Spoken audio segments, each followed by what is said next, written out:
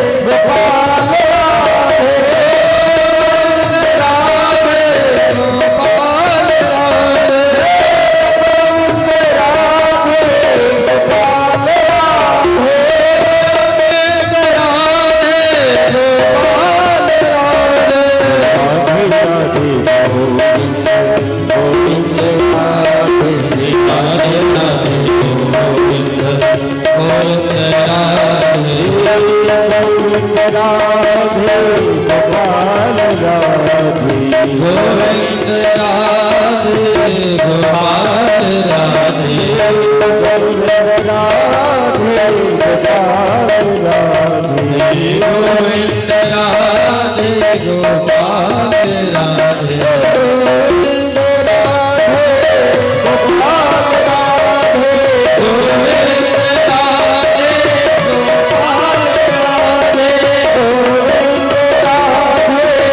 गोपाल राधे गोविंद राधे गोपाल राधे गोविंद राधे गोपाल राधे गोविंद राधे गोपाल राधे गोविंद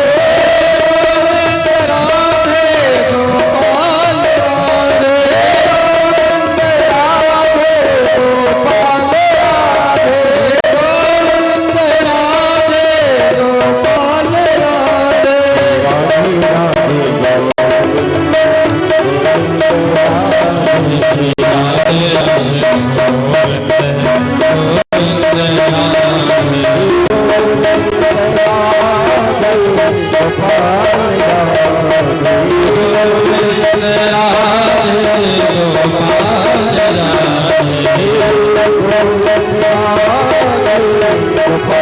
राधे गोविंद राधे गोपाल राधे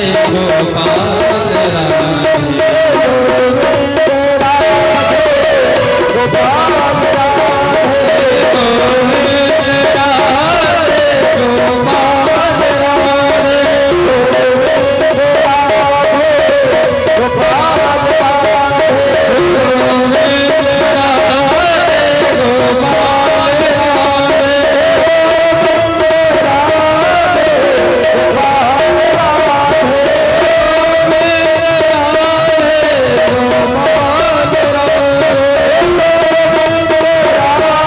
गोपाल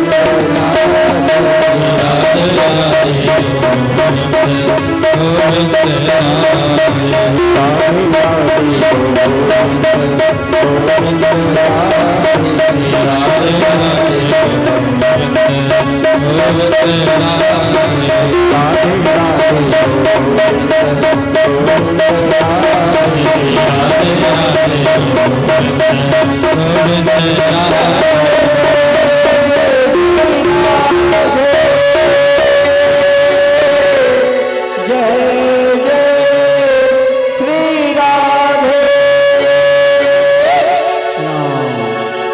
बोल भागवत भगवान की जय। परम मंगलमय परात्पर परब्रह्म की असीम कृपा से आपके ग्राम बिलवा बनघुसरा में रामराज यादव जी के यहाँ श्रीमद् भागवत कथा की अमृत वर्षा हो रही है और आज कथा का 6वां दिवस है।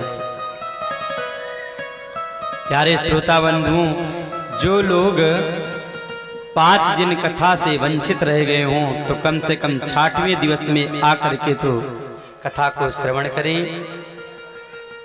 श्री सुखदेव जी कहते हैं, राजन,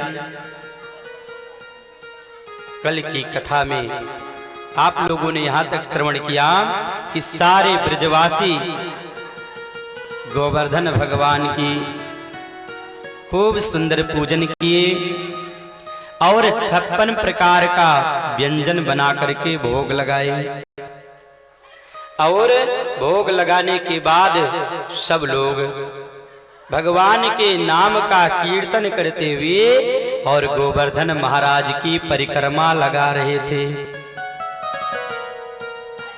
श्रोताओं, परिक्रमा लगाते लगाते जैसे परिक्रमा पूरी हुई, सारे ब्रजवासियों ने बड़े जोर से जयकारा लगाया।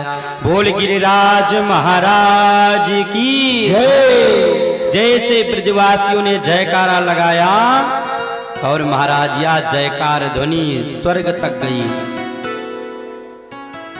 स्वर्ग के देवताओं के राजा इंद्र ने सुना जयकार ध्वनि तो अपने सेवकों से कहा कि भैया ये जयकारा कहां हो रहा है?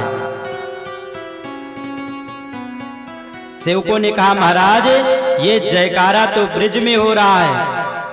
कहा तो ब्रिज में ऐसा क्या हो रहा है जो जयकारा लग रहा है? सेवकों ने कहा कि महाराज सारे ब्रजवासी गोवर्धन भगवान की पूजा कर रहे हैं, परिक्रमा कर रहे हैं और जयकारा लगा रहे हैं। इंद्र ने कहा पर इस कार्तिक मास में तो ब्रजवासी हमारी पूजा करते थे, पर वो इस समय गोवर्धन की पूजा क्यों कर रहे हैं? श्रोताओं तब तक नारद जी महाराज आ गए और कहा इंद्र तुम्हारा पत्ता साफ। कहा मतलब? नारद जी ने कहा महाराज मतलब यही है कि सारे ब्रजवासी तुम्हारी पूजा छोड़ करके और गोवर्धन भगवान की पूजा कर रहे हैं। अच्छा किसके कहने से कर रहे हैं? नारद जी ने कहा नंद के सुत कृष्ण के कहने से सारे ब्रजवासी तुम्हारी पूजा छोड़कर और गोवर्धन की पूजा कर रहे हैं। श्रोताओं बस इतना सुनते ही इंद्र क्रोधित हो गया और भगवान कृष्ण को बहुत ही उल्टा सीधा कहने लगा। वाचालम वाली संस्तब्ध मग्यम पंडित मानिनम कृष्णम मैत्यमुपाश्रित्य गोपा में चक्रुर प्रिया। कहा वाचालम वाली समस्तब्ध। कहा कृष्ण बकवादी है, नादान है, अभिमानी है और मूर्ख होने पर भी अपने आप को बड़ा ज्ञानी समझता है। वह स्वयं तो मृत्यु के योग्य है और उसके कहने से सारे ब्रजवासी मेरी पूजा को छोड़ करके और गोवर्धन की पूजा कर रहे हैं। अब मैं अपना कोप दिखाता हूं, अब मैं अपना पराक्रम दिखाता हूं और देखता हूं कि मेरे पराक्रम से ब्रजवासियों को कौन बचाता है। श्रोताओं इतना कहकर इंद्र क्रोध में था तो प्रलय करने वाले मेघों को आदेश दिया जो केवल प्रलय के समय ही वर्षा करते हैं। जब सारी सृष्टि का प्रलय होता है उस समय जो मेघ वर्षा करते हैं उन मेघों को आदेश दिया कि जाओ ब्रजमंडल में इतनी घोर वर्षा करो कि सारा ब्रजमंडल बहकर यमुना में समा जाए। और इतना कहकर महाराज इंद्र अपने शांवर्तक नाम के मेघ का भी बंधन मुक्त कर दिया। कहा इत्यं भगवता ज्ञप्त मेघा निर्मुक्त बंधना नंद गोकुल सारे पीडयामासुरो जसा। और उनके बंधन को खोल दिया और कहा जाओ कि घहराओ इतनी जोरों से कानों के पर्दे फट जावे और घुमड़ाओ इतनी ताकत से पृथ्वी की परत पलट जावे और दो वज्र पटक गोवर्धन पर भूतल से नीचे पहुंचा दो और पशुओं में महाप्रलय कर दो खेतों पर ओले बरसा दो। कहा जाओ इतनी घोर वर्षा करो कि सारा ब्रजमंडल बहकर जमुना के जल में समा जाए। महाराज तब तो सारे बादल आकाश मंडल में चलने लगे कि काले पीले नीले सफेद बादल पर बादल आने लगे और टूटने लगी बिजली ब्रज पर 49 पवन सन्नाने लगे। और दिन हुआ अमावस भादों सा हाथ को हाथ का ज्ञान नहीं सुध नहीं थी भीतर बाहर की सूरज का नाम निशान नहीं। महाराज बिल्कुल खड़ी दोपहरे में अंधकार सा छा गया और काले नीले बादल पर बादल आने लगे, बहुत जोरों से वर्षा होने लगी महाराज आंधी तूफान चलने लगा, वृक्ष सब उखड़ उखड़ कर गिर रहे हैं जड़ से। ऐसा लग रहा है कि मानो आज प्रलय हो जाएगा, कि दीवारें फटती जाती हैं और छतें बैठती जाती हैं, चर चर कर पेड़ गिर रहे हैं और बर्फ की शिलाएं आती हैं।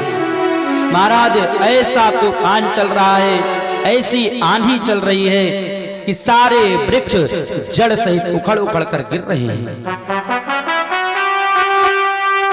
जो दीवार हैं सब अपने आप फट जाती हैं, बर्फ की शिला ऊपर से गिर रही है, पत्थर गिर रहा है।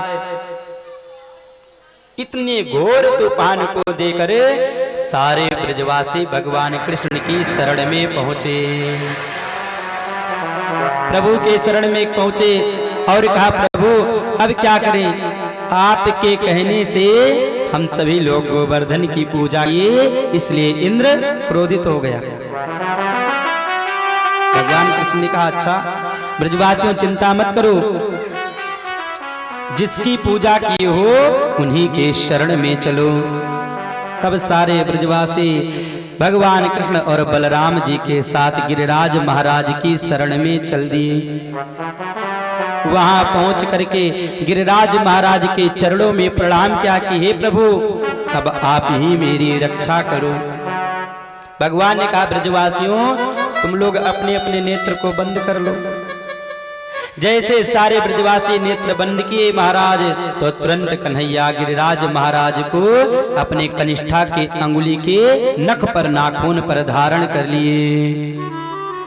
और जैसे धारण किए महाराज ब्रजवासी नेत्र खोले, अपना पशुधन लेकर के गोवर्धन भगवान की तलहटी में आ गए और सब कहने लगे गिरिराज धरण हम तो तेरी शरण, गिरिराज धरण हम तो तेरी शरण, गिरिराज धरण हम तो तेरी शरण, गिरिराज शरण हम तेरी शरण, तेरी शरण हरि तेरी शरण, तेरी शरण हरि तेरी शरण, तेरी शरण प्रभु तेरी शरण, तेरी शरण प्रभु तेरी शरण, गिरिराज धरण प्रभु तेरी शरण, गिरिराज धरण प्रभु तेरी शरण, गिरिराज धरण प्रभु तेरी शरण, गिरिराज धरण प्रभु तेरी शरण, गिरिराज धरण हम तेरी शरण, गिरिराज धरण प्रभु तेरी शरण। सब लोग महाराज भगवान को उठाए दे के पशुधन लेकर के वो कहने लगे गिरिराज धरण प्रभु तेरी शरण, हे प्रभु हम आपके शरण में हैं। सारे गाय बैल बछिया को अपना धन लेकर के सभी जब गोवर्धन भगवान के नीचे आ गए तो ग्वाल बाल सखाओं ने देखा अरे मेरा कन्हैया तो अकेला उठाया है, तो सारे ब्रजवासी भी अपना अपना डंडा लगा लिए गोवर्धन भगवान में और कहा लाला थोड़ा आराम कर ले, हम लोग गोवर्धन को साधे हैं। भगवान ने कहा देखो ब्रजवासियों ये तुमसे नहीं सधने वाले। कहा क्यों नहीं सधने वाले, क्या तुमसे हमारे में कम बल है? भगवान ने कहा अच्छा यदि तुम्हारी इच्छा है तो मैं अपनी अंगुली को थोड़ा खिसकाता हूं। महाराज इतना कहकर भगवान जैसे ही अपने अंगुली को ढीला किए तो गोवर्धन भगवान नीचे आने लगे। सारे ब्रजवासियों के डंडे चटाचट टूट गए और सारे ब्रजवासी बोले कन्हैया बचाओ बचाओ। तुरंत भगवान अपनी अंगुली सीधी कर लिए श्रोता बंधु, भगवान को गिरिराज पर्वत उठाकर देखकर सारे ब्रजवासी बोले, लाला एक बात बता, तूने भी माखन खाया और मैंने भी मक्खन खाया, तो तेरे अंदर इतनी ताकत कहां से आ गई और मेरे अंदर नहीं है। तब भगवान ने कहा, सुनो ब्रजवासियों, कछु माखन को बल बढ़ो, कछु गोपियन करी सहाय, और श्री राधा जो की कृपा से मैंने गिरवर लियो उठा। कन्हैया बोले, कुछ माता यशोदा के मक्खन की ताकत थी और कुछ तुम लोगों ने अपने डंडे का जो सहारा लगाया है, लाठी का, और श्री राधा जी की पूर्ण कृपा से मैंने गोवर्धन उठा लिया। बोल गोविंद भगवान की। श्रोताओं, इस प्रकार भगवान गोवर्धन को अपनी कनिष्ठिका अंगुली के नख पर, नाखून पर धारण किए हुए हैं। श्रोताओं, इधर इंद्र के मेघों ने 7 दिन 7 रात्रि मूसलाधार बारिश किया, बहुत जोर से बारिश किया। आंधी तूफान, महाराज जितना भी उन लोगों के पास ताकत थी, सारी ताकत लगा दी, फिर भी ब्रज का तिनका भी ना डुबा सके। जब कुछ ना कर सके तो सारे गण पुनः इंद्र के पास गए और कहा, महाराज हमने अपनी पूरी ताकत लगा दी, परंतु ब्रज का बाल भी बांका ना कर सके। श्रोताओं, इधर इंद्र तो समझ गया कि अब ब्रज में भगवान का अवतार हो चुका है। तुरंत इंद्र सुरभि नाम के गाय को लेकर के और वहां से चल दिया ब्रज में आने के लिए। इधर सारे ब्रजवासियों ने देखा कि बादल साफ हो गया है, धूप निकल गई है। सारे ब्रजवासी अपने अपने पशु और धन को बाहर किए और भगवान गोवर्धन पर्वत को यथास्थान पर रख दिए, स्थापित कर दिया। श्रोताओं, गिरिराज पर्वत को धारण करने से भगवान का नाम हो गया गिरधर। बोले गिरधर भगवान की। सभी लोग अपने अपने यथास्थान पर फिर रहने लगे। इधर इंद्र सुरभि गाय को लेकर के भगवान कृष्ण के पास आया और हाथ जोड़कर भगवान कृष्ण से प्रार्थना करने लगा, स्तुति करने लगा, कहने लगा, हे प्रभु, आप सत्य स्वरूप हैं, साक्षात ब्रह्म है, आपका यह विग्रह 5 तत्वों से बना हुआ है, जो संसार के प्राणियों के अज्ञान रूपी अंधकार को काटने के लिए समर्थवान है। हे प्रभु, मुझे अभिमान हो गया था अपने पद का, और आपने यह ठीक ही किया जो मेरे अभिमान को तोड़ा। इंद्र की इस प्रकार स्तुति सुनकर भगवान प्रसन्न हो गए और कहा, इंद्र जाओ, मेरा आशीर्वाद है, मुझ में मन लगा करके और स्वर्ग की संपत्तियों का भोग करो। श्रोताओं, तो जो इंद्र अपने साथ सुरभि नाम के गाय को लेकर आया था, उस गाय से भगवान, गाय के दूध से भगवान का अभिषेक किया, इसलिए भगवान का नाम हो गया गोपाल। बोल गोपाल भगवान की। इस प्रकार इंद्र भगवान की स्तुति करके भगवान के चरणों में प्रणाम करके और पुनः स्वर्ग चला गया। श्रोताओं, एक दिन नंद बाबा ने कार्तिक मास में शुक्ल पक्ष के में एकादशी का व्रत किया, बिल्कुल निर्जला व्रत की। व्रत तो सफल हुआ नंद बाबा का, परंतु नंद बाबा द्वादशी में अर्धरात्रि में ही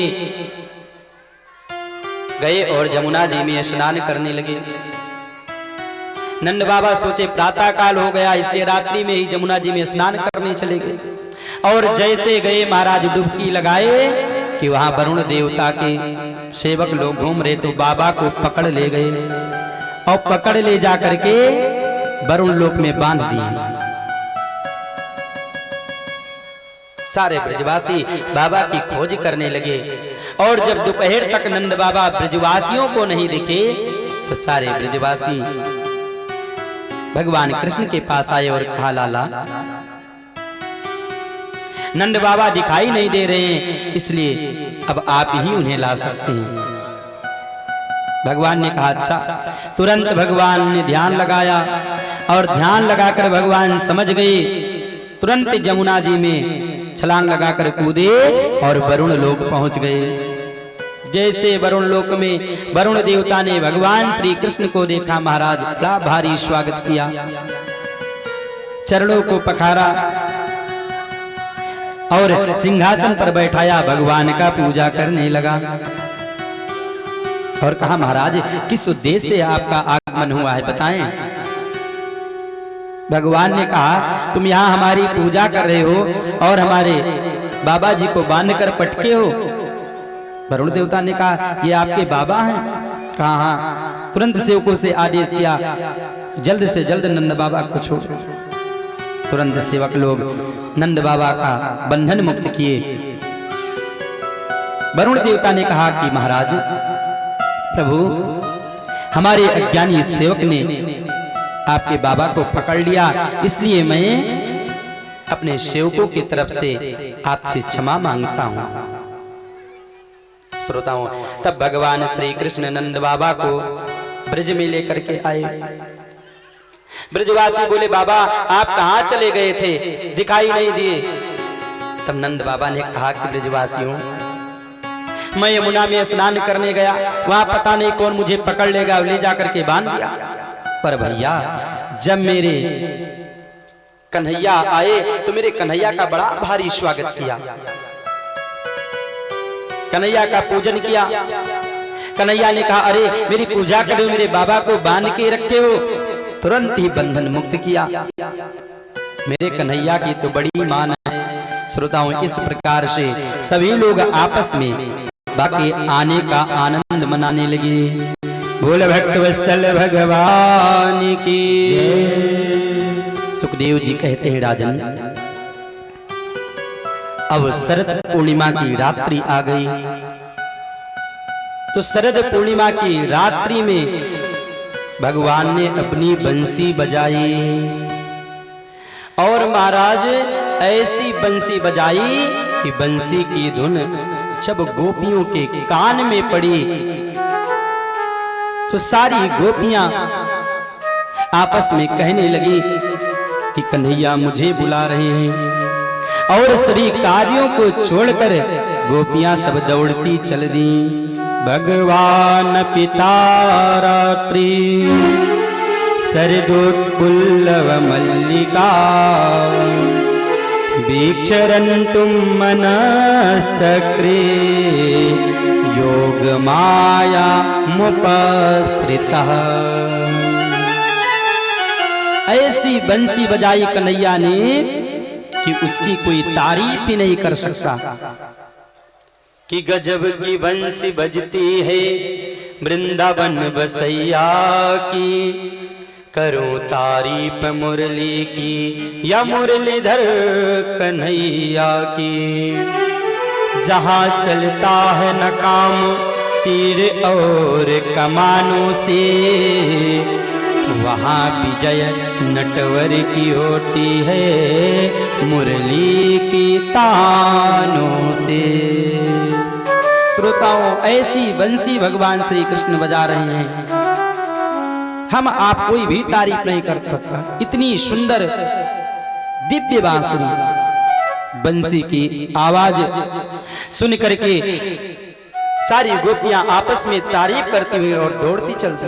और तो और महाराज, एक गोपी गाय दो रही थी, जैसे बंसी की धुन सुनी तो कही कन्हैया मुझे पुकार रहे हैं, कन्हैया मुझे पुकार रहे हैं। और वह गाय दुहन करना बंद कर दी, भगवान से मिलने के लिए दौड़ पड़ी। एक गोपी जमुना जी में जल भरने गई थी, जैसे बंसी की धुन सुनी तो कही कन्हैया मुझे पुकार रहे हैं, कन्हैया मुझे पुकार रहे हैं, और तुरंत चल दी। इस प्रकार से सारी गोपियां अपने अपने कार्यों को छोड़ करके दौड़ी दौड़ी भगवान के पास आई।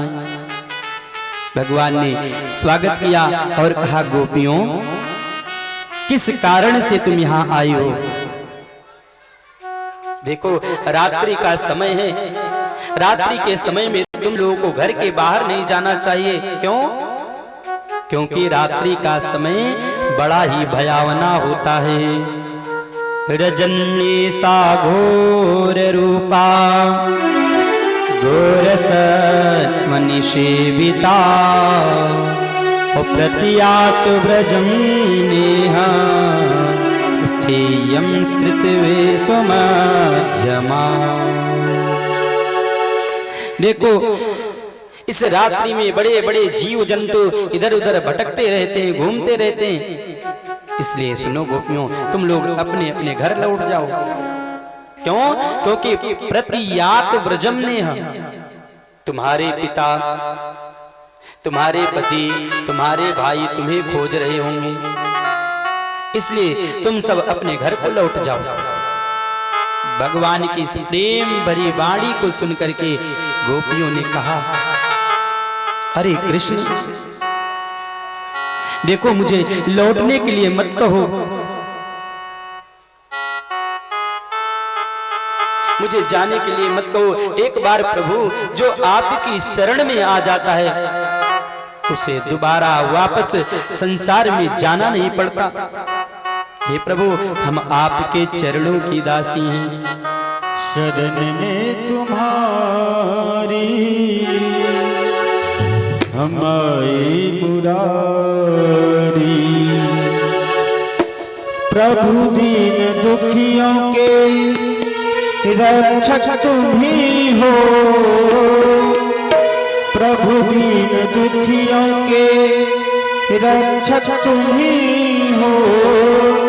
दया कर दो मुझ पे, हूँ मैं भिखारी। शरण में तुम्हारी हम आए मुरारी, शरण में तुम्हारी हम आए मुरारी, शरण में तुम्हारी हम आए मुरारी, शरण में तुम्हारी हम आए मुरारी। प्रभु दीन दुखियों के रक्षक तुम ही हो। प्रभु दीन दुखियों के रक्षक तुम ही हो। दया कर दो मुझ पर, हूँ मैं भिखारी। शरण में तुम्हारी हम आए मुरारी, शरण में तुम्हारी हम आए मुरारी।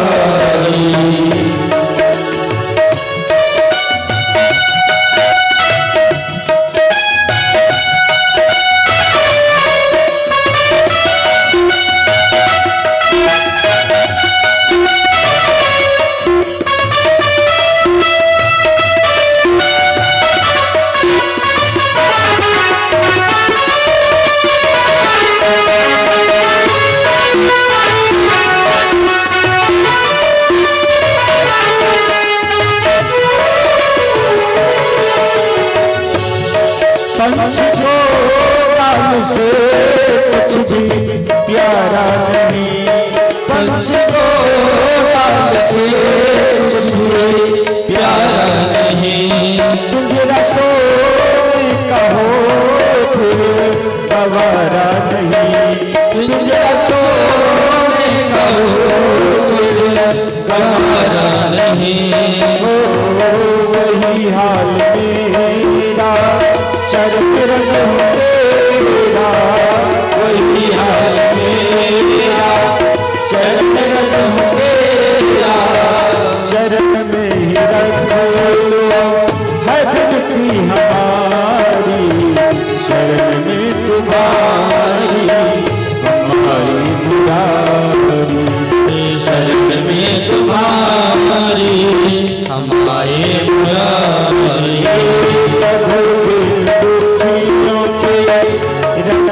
तुम्ही हो, प्रभु दीन दुखियों के रक्षक तुम्ही हो।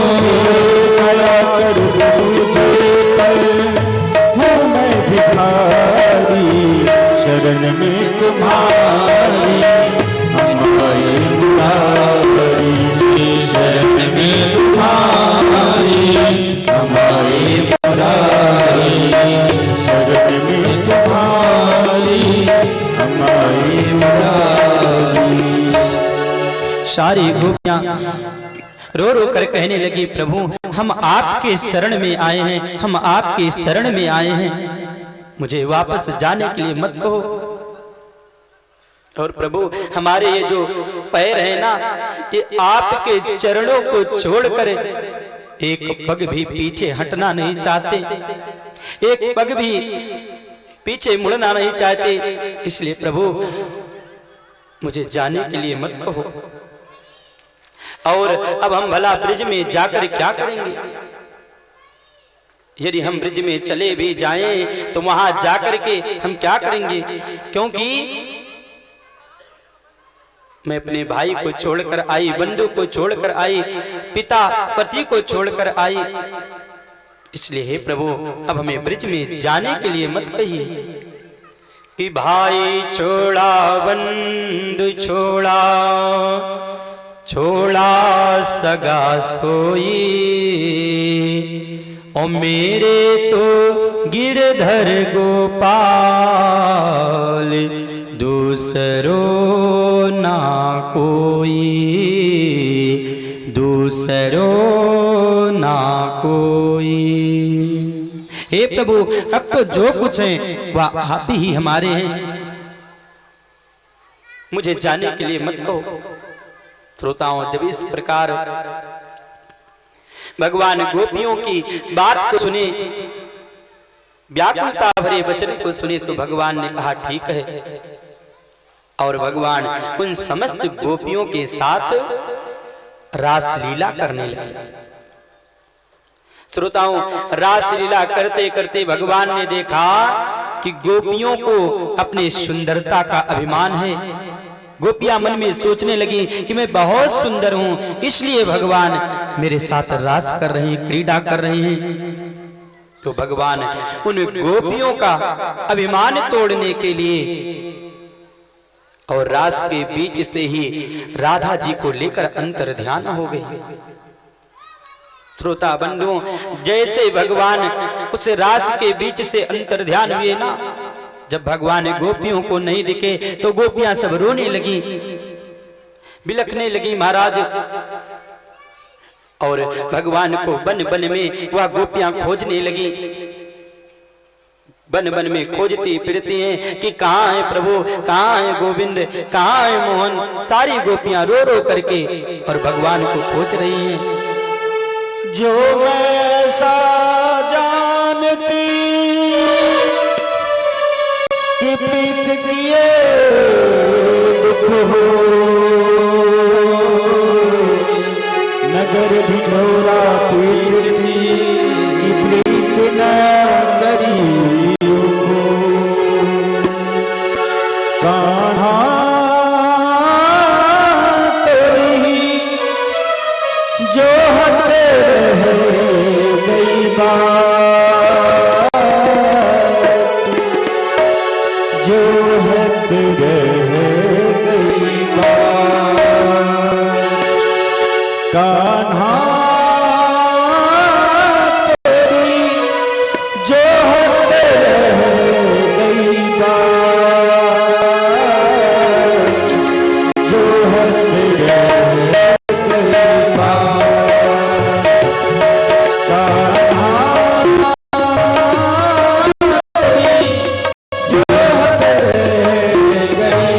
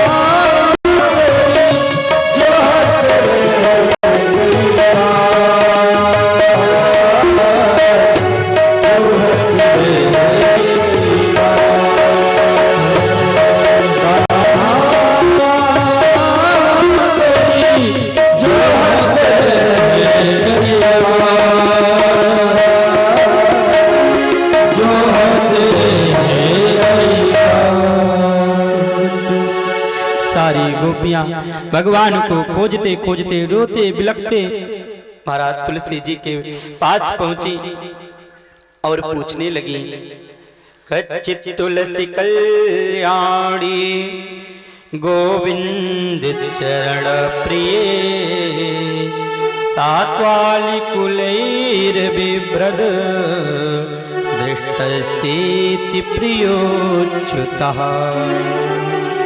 कहने लगी कि बहन तुलसी, तुम्हारा हृदय तो बहुत कोमल है, तुम तो भगवान की चरण प्रिया हो। तुमने अपने प्राणधर प्रियतम को कहीं देखा है?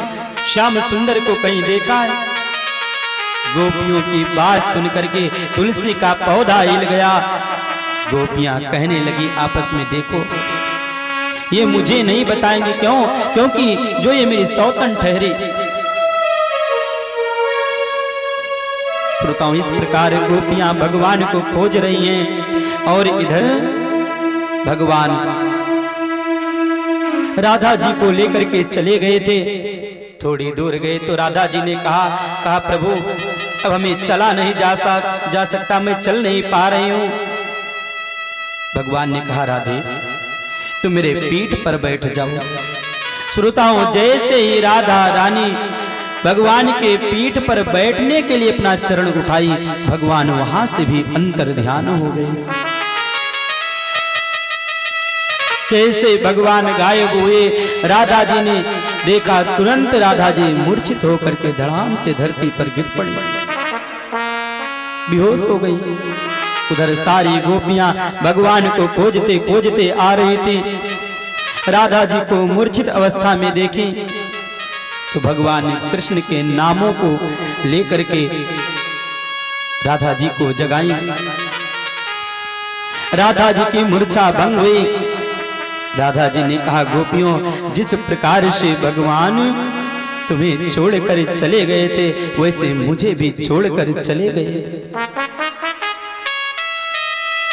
राधा जी के साथ सारी गोपियां रोने लगे। रोते रोते जमुना जी के तट पर पहुंची और रोते रोते गोपियों ने एक गीत गाया, जिसको गोपी गीत कहते हैं, और बड़ा ही सुंदर गोपी गीत 19 श्लोकों में गोपियों ने गाया कि जयति तेधिकं जन्मना ब्रज श्रयति इंदिरा शाश्वतत्रहि दयित दृश्यतां दीक्षुतावकाश त्वयि धृता सवस् त्वां विचिन्वते शरदाश्रये साधु जात सत् सरसिजोदरा श्रीमुखावृष सुरतनाथ ते सुलकदासिका वरदनिघ्नतो नेह किं बधायति तेधिकं जन्मना व्रज श्रयति इंदिरा शाश्वतत्रयी। इस प्रकार से गोपियां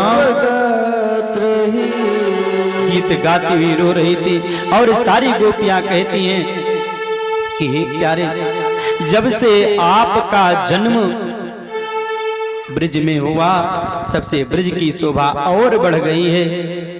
और तो और वैकुंठ की शोभा, साक्षात लक्ष्मी जी भी वैकुंठ को छोड़ करके और ब्रिज में नित्य निवास कर रही हैं। प्रभु, जिन गोपियों ने अपना आप को सर्वस्व दे दिया, आप उन गोपियों को छोड़कर चले गए। प्रभु, हम लोग आपके चरणों की दासी हैं। हे प्रभु, आप हम लोगों को हर संकट से बचाया है। प्रभु, आपकी जो कथा है, जो लीला है, वह अमृत स्वरूप है। तव कथामृतं तप्त जीवनं कविभिरीडितं कल्मषापहं श्रवणमङ्गलं श्रीमदाततं भूरि गृह्णन्ति ते भूरिदा जना भूरि गृह्णन्ति ते भूरिदा जना। हे प्रभु, विरह में सताए हुए लोगों के लिए यह आपकी कथा, आपकी लीला अमृत स्वरूप है। बड़े बड़े ज्ञानी महात्माओं ने आपके लीला कथाओं को श्रवण किया है और वह कथा सारे पाप ताप को क्षण मात्र में नष्ट कर देती है। हे प्रभु, जो आपके लीला की गान करते हैं, वह इस धरती पर सबसे बड़े दानी हैं। श्रोताओं, इस प्रकार सभी गोपियां रो रही थी भगवान का दर्शन करने के लिए। एक झलक भगवान का दर्शन पाने के लिए सारी गोपियां रो रही थी। इति गोप्या प्रगायन्त्यां प्रलपन्त्यश्च चित्रधा रुरुदुःस्वरं राजन् कृष्ण दर्शन लालसा। भगवान श्री कृष्ण के दर्शन करने के लिए सारी गोपियां बिलख रही हैं, रो रही हैं। श्रोताओं, उसी समय भगवान उन सभी गोपियों के बीच में प्रकट हो गए। भगवान को देखकर सभी गोपियां प्रसन्न हो गईं और कहने लगी, हे प्रभु, आप हमें छोड़कर कहां चले गए थे? प्रभु, हमको इतना क्यों रुलाया, क्यों तड़पाया? क्या मुझसे कोई गलती हो गई थी? भगवान ने कहा, गोपियों, जिस वस्तु की चाह हो, यदि वो वस्तु शीघ्र मिल जाए तो व्यक्ति उसकी कीमत नहीं समझता, और यदि वही वस्तु बहुत ही प्रयास करने पर, प्रयत्न करने पर मिले तो लोग उसकी कीमत समझते हैं, आदर करते हैं। और गोपियों, यदि मैं तुम लोगों को छोड़कर नहीं जाता ना, तो तुम्हारा अभिमान कैसे दूर होता? जब इस प्रकार की बात भगवान ने कही तो इत्यं भगवतो गोप्या श्रुत्वा वाचा सुपेसला जौरविरहजं तापं तदं गोपचितासि सह। गोपियां भगवान के इस प्रेम भरी सुंदर वाणी को सुनकर के प्रसन्न हो गई, और भगवान से मिलने पर गोपियों के जो बचे हुए पाप और ताप थे सब नष्ट हो गए। तब भगवान उन गोपियों के साथ पुनः रास लीला करने लगे। समस्त देवता आकाश मंडल में छा गए। और श्रोताओं, इधर जब माता पार्वती को पता चला कि भगवान कृष्ण गोपियों के साथ रास लीला कर रहे हैं, तो उस रास में जाने के लिए माता पार्वती भी सजने संवरने लगी।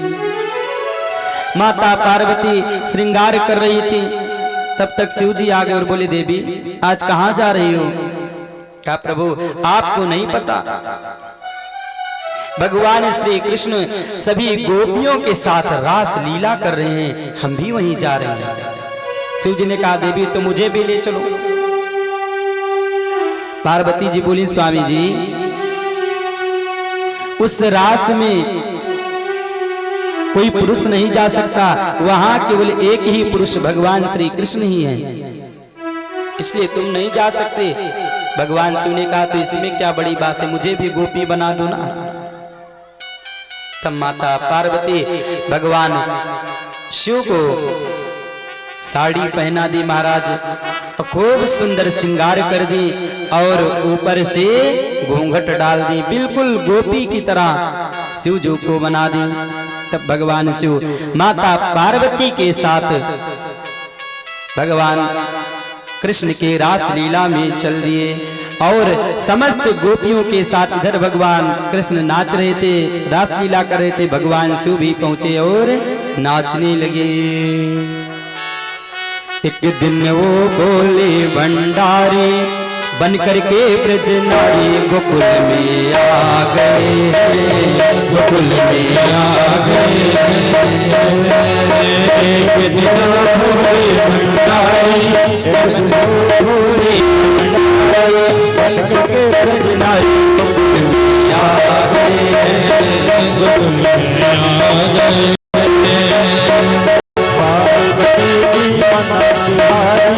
पार्वती की मना बिहारी त्रिपुरारी आ गए हैं, गोकुल में आ गए।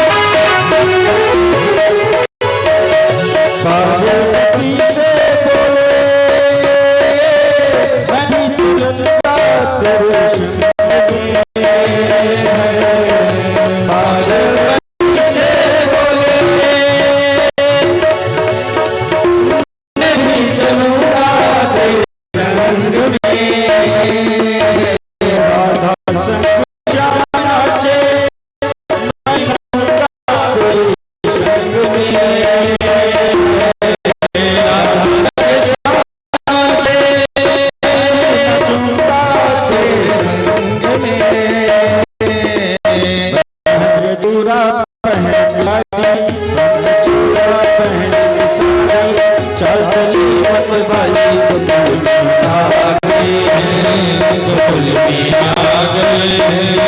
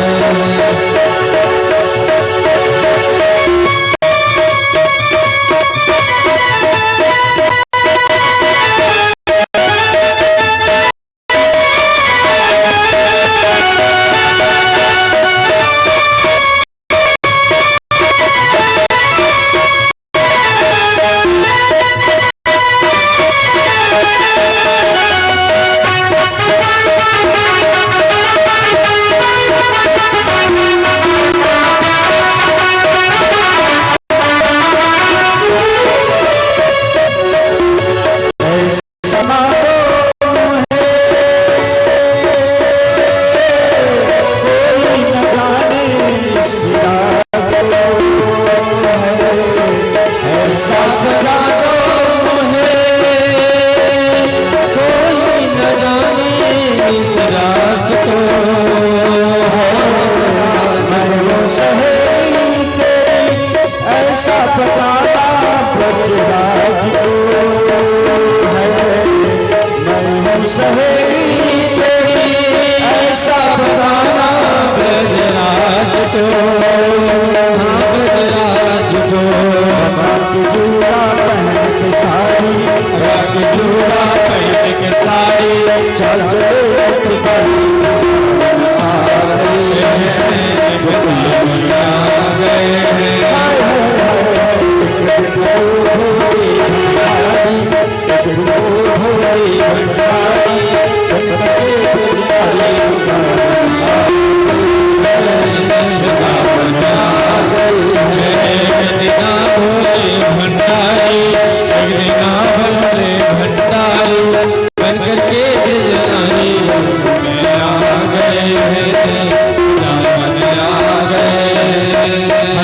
सती ने कहा बलिहार जाऊं इस रूप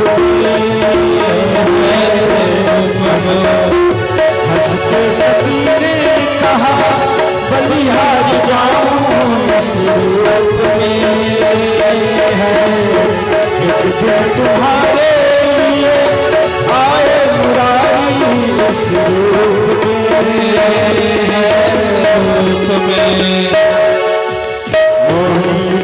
बनाए मुरारी, बनाए मुरारी, अब है तुम्हारी बारी। आ गए हैं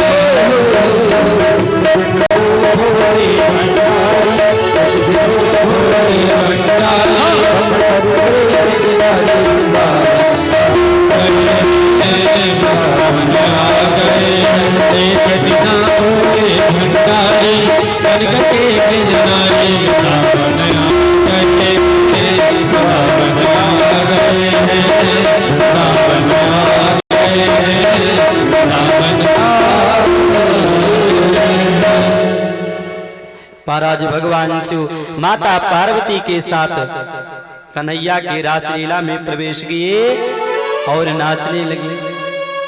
अब नाच रहे थे, भगवान कन्हैया ने इतनी सुंदर दिव्य बंसी बजाई कि बांसुरी को सुन करके भोले बाबा सब कुछ भूल गए और उनके सिर से जो पल्लू साड़ी डाली होते खिसक गया।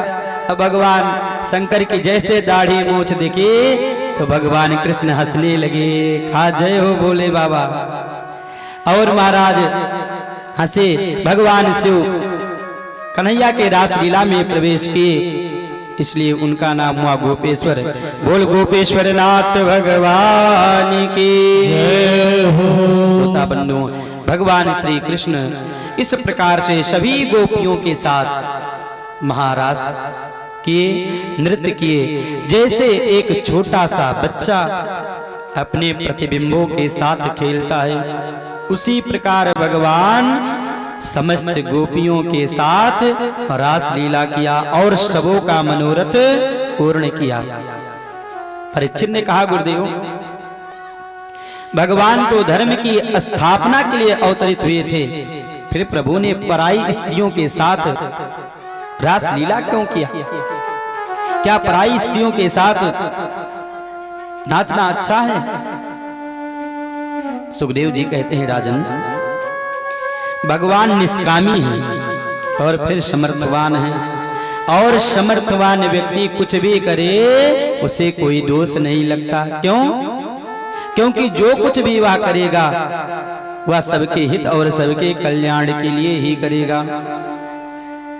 मानस में बाबा ने कहा कि समर्थ को नहीं दोष गोसाई, समर्थ को नहीं दोष गोसाई, रवि पावक सुर सर की नाई, रवि पावक सुर सर की नाई। समर्थ को नहीं दोष गोसाई और रवि पावक सुर सर की नाई। जो समर्थवान व्यक्ति होता है उसे कोई दोष नहीं लगता, और भगवान सर्व समर्थवान है। और जो भी करेंगे हमारे प्रभु वो सबके हित के लिए, जीवों के कल्याण के लिए ही करेंगे। इस प्रकार हमारे प्रभु ने रास लीला किया और ऐसी सुंदर लीला करते करते भगवान ने एक बार शंख चूर्ण और सुदर्शन का उद्धार किया। श्रोताओं, एक दिन नंद बाबा समस्त ब्रजवासियों के साथ अंबिका वन में मां अंबिका का पूजन करने गए। वहां जाकर के सरस्वती नदी में स्नान किए और स्नान करने के बाद सभी लोग मां अंबिका का पूजन करने लगे। पूजा करते करते महाराज रात्रि हो गया तो सभी ब्रजवासी और नंद बाबा वहीं विश्राम करने लगे, सोने लगे। नंद बाबा सो रहे थे कि तब तक महाराज एक बड़ा भारी अजगर आया और नंद बाबा के पैर को जोर से पकड़ लिया। बाबा की नींद खुली और चिल्लाए, अरे ये अजगर मेरे पैर को पकड़ लिया। नंद बाबा बड़ा प्रयास किए परंतु छुड़ा नहीं पाए। सारे ग्वाल बाल सखा ब्रजवासी भी उस अजगर को बाबा के पैर से छुड़ाए परंतु छुड़ा नहीं पाए। सारे ब्रजवासी भगवान कृष्ण के पास गए और कहा, कन्हैया आपके बाबा का किसी अजगर ने पैर पकड़ लिया है और छोड़ ही नहीं रहा है। श्रोताओं, इस बात को सुनकर भगवान कन्हैया दौड़े दौड़े आए और उस अजगर के पीठ पर जैसे ही चरण का प्रहार किए कि महाराज वह अजगर एक देव रूप में प्रकट हो गया, मनुष्य के रूप में प्रकट हो गया। भगवान ने पूछा, तुम कौन हो? तब वह बोला, प्रभु मेरा नाम सुदर्शन है और प्रभु मैं बहुत सुंदर था। मुझे अपनी सुंदरता का घमंड था कि मैं बहुत सुंदर हूं। और प्रभु एक दिन अंगिरा गोत्र के एक कुरूप महात्मा जा रहे थे, रास्ते में एक ऋषि जा रहे थे जो 3 जगह से टेढ़े थे, कुबड़े थे। महात्मा को देख करके मुझे प्रयास सूझा और मैं महात्मा का मजाक उड़ाने लगा कि देखो कैसे चाल है, किस प्रकार चल रहा है। एक बार मैंने उपहास किया, महात्मा कुछ नहीं बोले, दोबारा किया, तिबारा किया और जब मैं बारंबार करता गया तो महात्मा क्रोधित हो गए और मुझे श्राप दे दिया। कहा, अरे दुष्ट, मुझे देख करके तू मेरा उपहास करता है, जाओ तुम अजगर हो जाओ।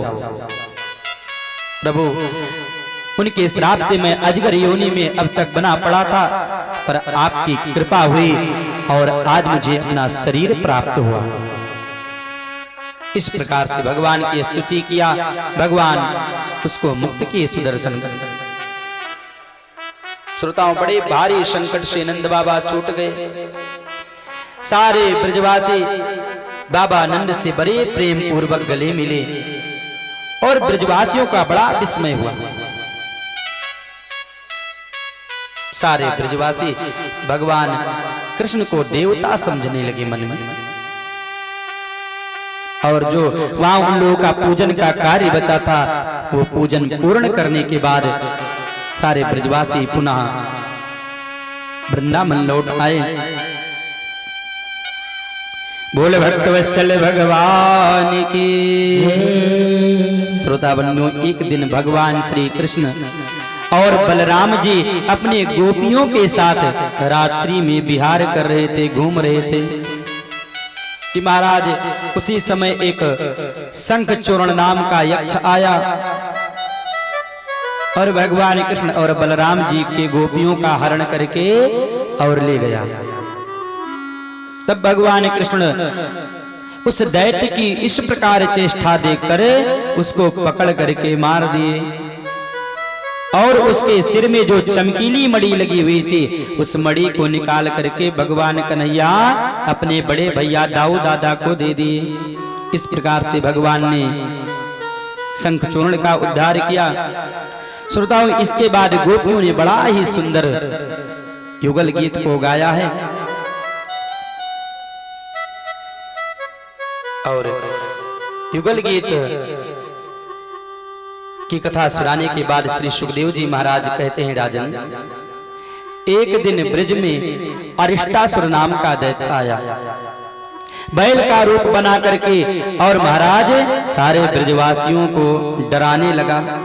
उसकी इतनी लंबी लंबी सींग थी कि उसकी सींग को देखकर सारे ब्रजवासी घबरा गए और भगवान कृष्ण को पुकारने लगे, कृष्ण कृष्ण तीते सर्वे गोविंदम चरशरणं ययो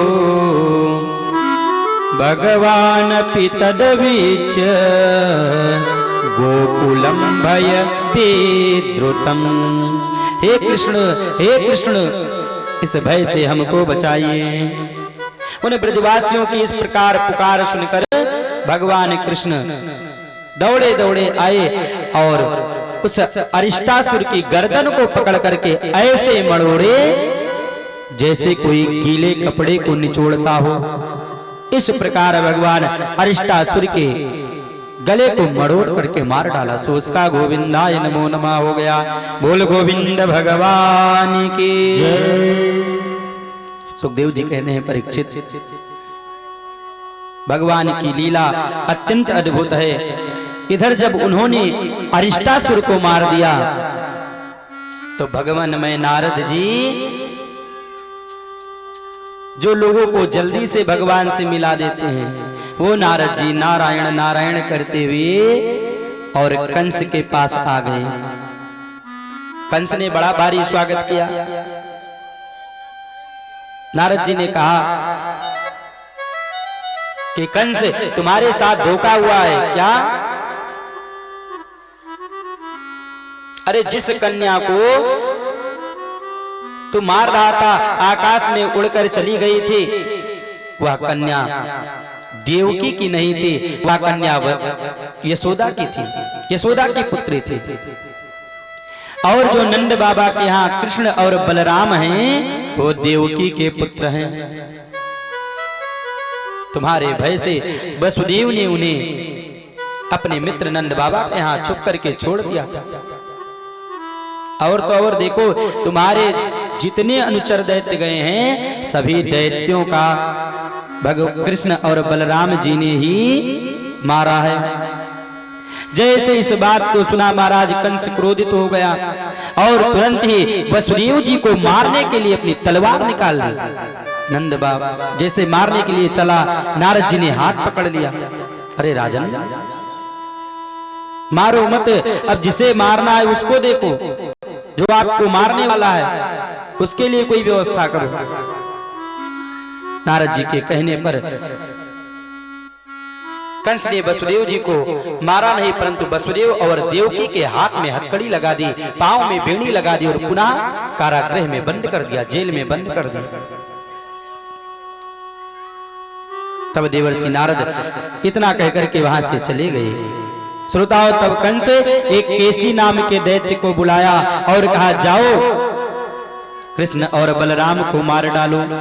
तो वह केसी नाम का दैत्य ब्रज में गया, भगवान ने उसका भी उद्धार किया, उसको भी मारा। बोल गोविंद भगवान की जय। श्रोताओं, इधर कंस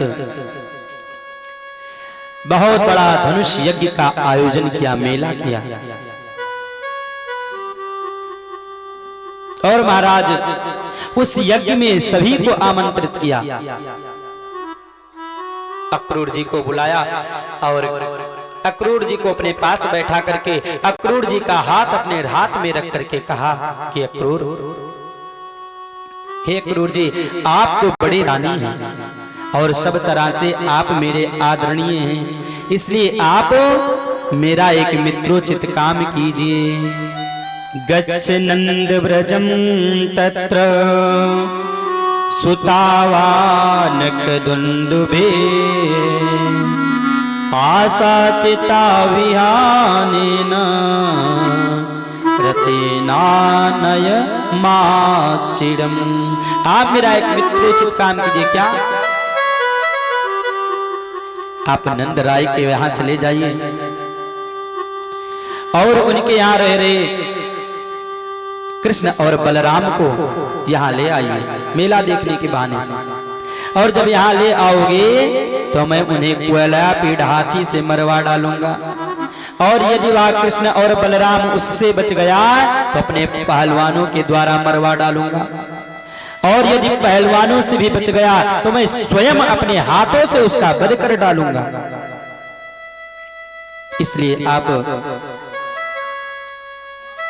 जाइए और कृष्ण और बलराम को धनुष यज्ञ का मेला देखने के बहाने ले आइए, परंतु मेरी इस प्लान के बारे में कृष्ण और बलराम को मत बताना कुछ। अक्रूर जी ने कहा ठीक है। श्रोताओं, अक्रूर जी मन में बहुत दुखी हुए, परंतु अक्रूर जी ने सोचा कि इस दुष्ट के हाथों से मरने से अच्छा है कि मैं कृष्ण और बलराम को बता करके उन्हीं के हाथों से मर जाऊं। अक्रूर जी मन में बड़े दुखी हैं, परंतु क्या करें, कंस के राज्य में रह रहे हैं, इसलिए आदेश मानना जरूरी है। अक्रूर जी कंस का आदेश मान करके महाराज अपने रथ को सजाए। प्रातः काल हुआ और प्रातः काल होती अक्रूर जी अपने रथ पर बैठ करके और ब्रिज की ओर चल दिए।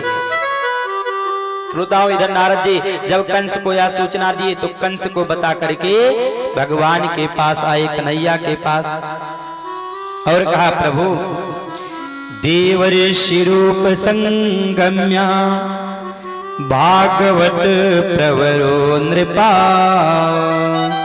कृष्ण मल्लिष्ट करमाणं रहस्य एतद् भासतः।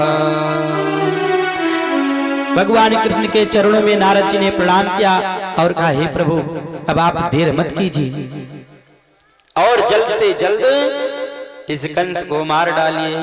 क्यों?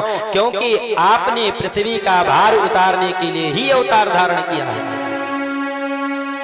इसलिए अब मैं आपके हाथों से परसों कंस को मरा हुआ देखना चाहता हूं, क्योंकि इसके बाद मुझे आपके द्वारिका की भी लीला देखनी है। इसलिए हे प्रभु, अब आप परसों कंस को मार डालिए। प्यारे श्रोता बंधुओं, भगवान ने कहा ठीक है। नारद जी भगवान को प्रणाम करके और वहां से चले गए। इधर शाम होते ही अक्रूर जी अपने रथ को लेकर के ब्रिज में आए, और जैसे ब्रिज में पहुंचे तो अक्रूर जी ने देखा कि भगवान श्री कृष्ण और बलराम जी गाय दोहन कर रहे हैं, गौशाला में गाय दोह रहे हैं। ददर्श कृष्णं रामं च ब्रजे गोदोहनं गतौ पीतनीलांबरधरो शरदंबुरुहे क्षणो।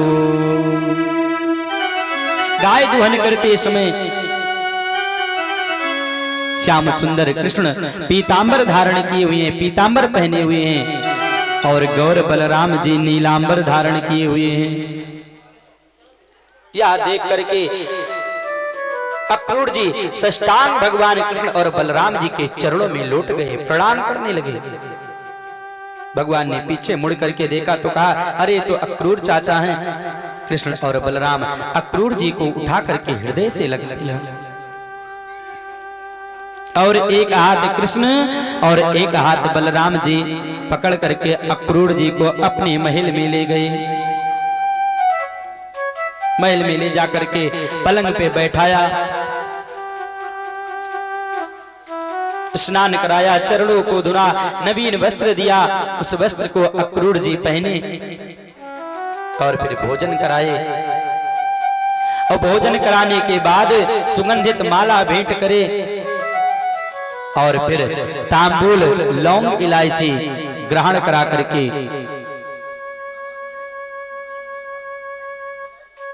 अक्रूर जी को सुगंधित के। श्रोताओं, अक्रूर जी विराजित हैं। नंद बाबा आए, अक्रूर जी से क्षेम कुशल समाचार पूछा। इसके बाद कृष्ण और बलराम जी अक्रूर जी के चरणों को दबा करके उनकी थकान को दूर किए। जब अक्रूर जी की थकान दूर हुई तो कृष्ण और बलराम जी ने कंस के आगे कार्य के बारे में पूछा। तब अक्रूर जी ने बताया, अगले प्लान के बारे में बताया और कहा, प्रभु वो आपको मारना चाहता है।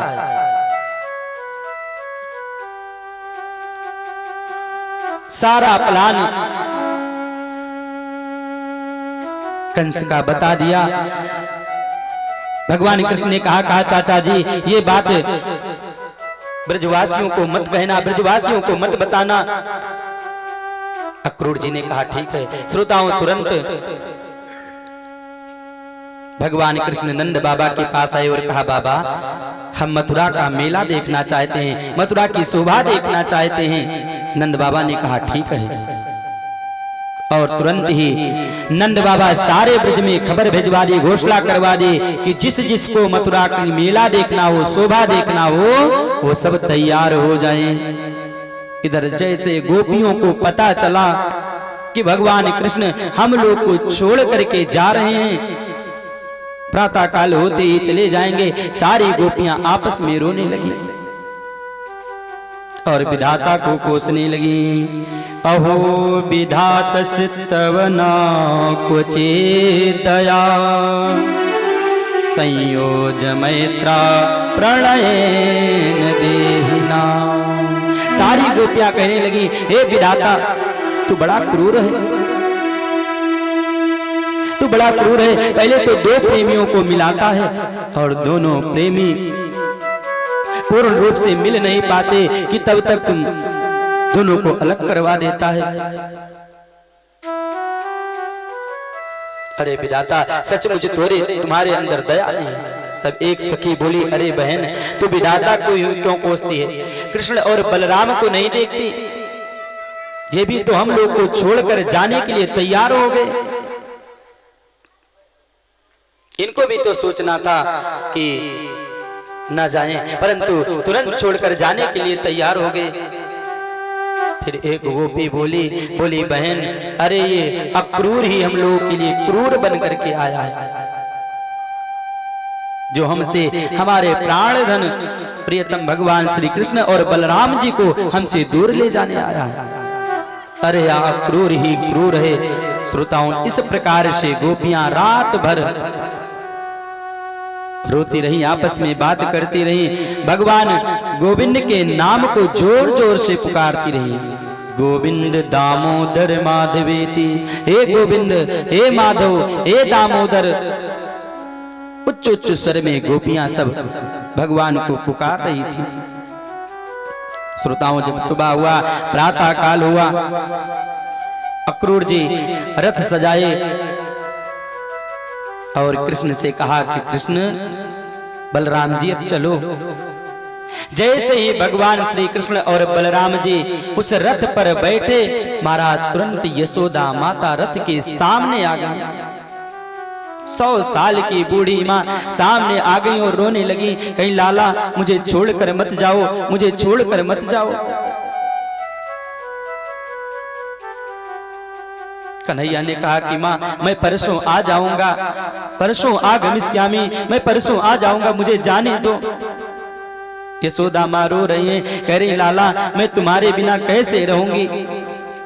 देखो अब मैं बहुत वृद्ध भी हो गई हूँ, मैं कुछ कर भी नहीं पा रही हूँ, और यदि मुझे तुम छोड़कर चले जाओगे तो मैं नहीं रह पाऊंगी। लाला मुझे छोड़कर मत जा, लाला मुझे छोड़कर मत जा। भगवान गोविंद बोले मैया मैं परसों मुझे मेला देखने जाने दो, मैं अवश्य परसों आ जाऊंगा। रथ से हट जाओ और मुझे प्रेम पूर्वक विदा करो।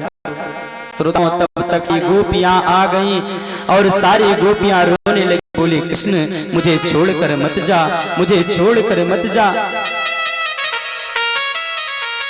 देखो मैं तुम्हारे बिना एक मिनट भी नहीं रह सकती हूँ।